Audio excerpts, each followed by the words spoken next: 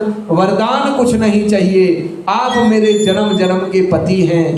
मेरे से जो पहले भूल हुई थी उसका प्रायश्चित मैं कर चुकी हूँ। अब मुझे यही वरदान दीजिए कि मैं आपका वर्ण करूं और आपको अपने पति स्वरूप में, आप मुझे अपनी पत्नी स्वरूप में स्वीकार करें।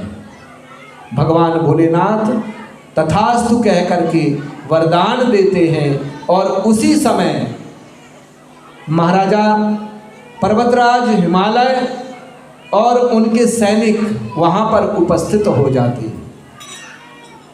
और जैसे ही उपस्थित होते हैं वैसे ही पार्वती को देख करके प्रसन्न चित्त होकर के कहते हैं कि अगर तुमको तपस्या ही करनी थी तो हमको बता देते, हम व्यवस्था करवा देते और वहाँ जा कर के आप तपस्या सैनिक भेज देते।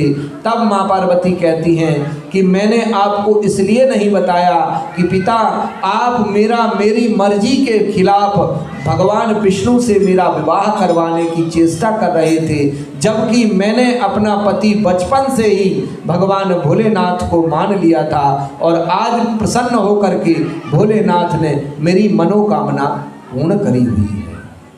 तो इस प्रकार से इस व्रत का जो भी सुहागिन स्त्रियां भगवान भोलेनाथ का ध्यान करके इस व्रत को करती हैं तो निश्चित है कि भगवान भोलेनाथ उनके पति की लंबी आयु प्रदान करते हैं। और जो कुंवारी लड़कियां हैं वह इस व्रत को करती हैं, जैसे माँ पार्वती ने किया था, तो उनको भगवान भोलेनाथ मन चाहा वर प्रदान करते हैं। इसी कहानी का यही शीर्षक था। इसी कथा के साथ आज का वक्तव्य को विराम। प्रेम से बोलिए भगवान भोलेनाथ की, माँ पार्वती मैया की, माँ पार्वती मैया की। अभी आप लोग जिसने आरती नहीं ली है आरती ले लें और व्रत का पारायण कल ही होगा। आप लोग रात्रि अगर जागरण कर सकते हैं, क्षमता है तो करें, अन्यथा चारपाई पे ना सोएं।